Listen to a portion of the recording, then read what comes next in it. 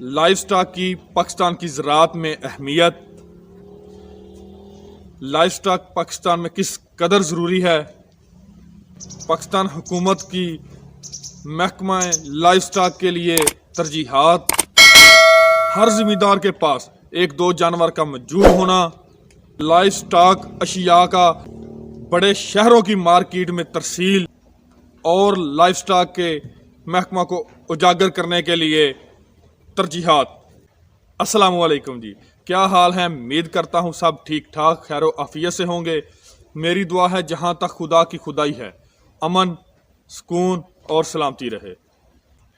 آج بات کریں گے لائف سٹاک کے متعلق، کیونکہ لائف سٹاک کا جو شعبہ ہے پاکستان کی زراعت میں بہت بڑی اہمیت کا حامل ہے، جو ملکی معیشت میں اہم کردار ادا کرتا ہے اور زراعت کی پیداوار میں 58% اپنا حصہ محکمہ لائف سٹاک ڈالتا ہے، اور ملکی معیشت میں 11.4% حصہ ہمارے لائف سٹاک کا ہے، اور اس ملک پاکستان کی 35 سے 40% آبادی لائف سٹاک کے شعبے سے منسلک ہے، اور یہ اتنی بڑی آبادی کی تعداد کا روزگار اسی شعبے سے جڑا ہوا ہے۔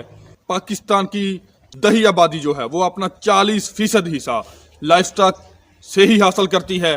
پاکستان کے ذرائع آمدن میں مختلف نسلوں کے چھوٹے بڑے جانوروں کا بہت بڑا حصہ ہے۔ مویشی اور بھینسوں سے دودھ اور بڑا گوشت، جبکہ بھیڑ بکریوں سے چھوٹا گوشت حاصل کیا جاتا ہے۔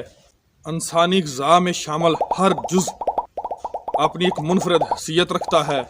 دودھ کی اپنی ایک منفرد حیثیت ہے۔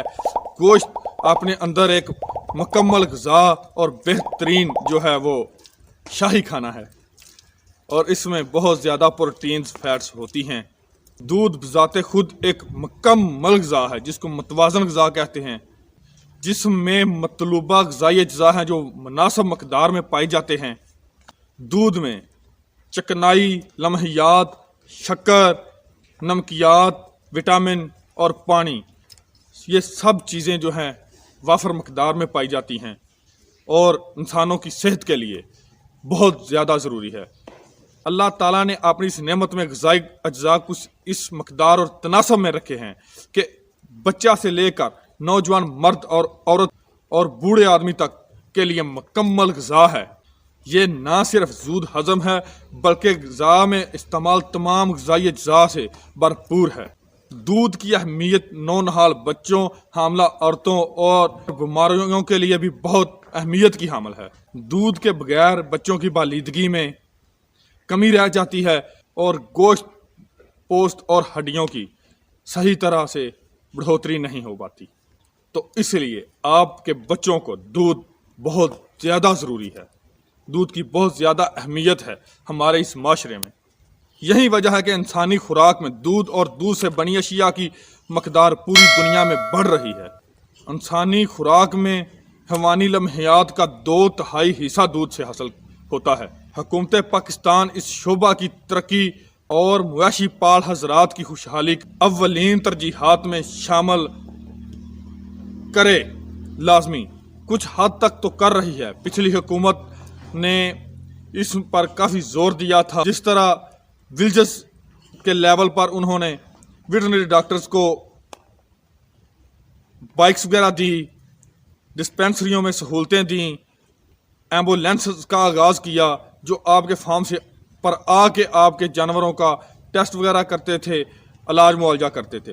لیکن اس حکومت میں باتیں زیادہ اور عمل کم ہے، تو حکومت کو چاہیے کہ محکمہ لائف سٹاک کے شعبے کی ترقی اور محکمہ لائف سٹاک سے منسلک لوگوں کی خوشحالی کو اولین ترجیحات میں شامل کرے، تو انشاءاللہ اس شعبے کو بہت آگے سے آگے تک لے کے جایا جا سکتا ہے، اور اس سے بہت زیادہ منافع بھی کمایا جا سکتا ہے، کیونکہ دودھ اور دودھ سے بنی اشیاء کی پوری دنیا میں مانگ بڑھ رہی ہے۔ جیسے جیسے آبادی بڑھ رہی ہے اس طرح محکمہ لائف سٹاک کی امپورٹنس زیادہ سے زیادہ ہوتی جا رہی ہے۔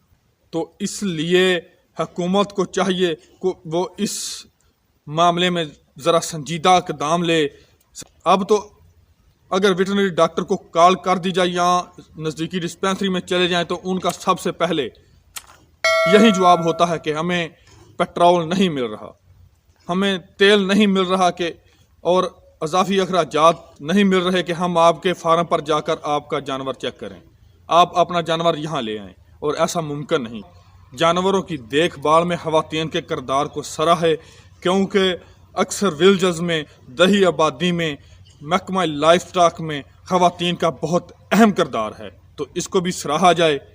جانوروں کی پیداواری صلاحیت کو بڑھا کر لائف سٹاک مصنوعات میں اضافہ کیا جائے اور انسانی خوراک میں لمحیات کی ضروریات کو پورا کرنے کی کوشش کی جائے، اور ایسا تب ہی ممکن ہے جب زیادہ پیداوار دینے والے جانور امپورٹ کیے جائیں گے اور ان سے اپنی ایک بہترین نسل تیار کی جائے گی زیادہ پیداوار دینے والی، کیونکہ ہماری نسبت امریکہ میں جو جانور ہیں وہ 50% زیادہ، بلکہ 50 سے 70% زیادہ پیداوار دیتے ہیں، تو اس لیے وہ کم خرچے میں زیادہ پیداوار حاصل کر کے اپنی ان ضروریات کو پورا کر رہے ہیں۔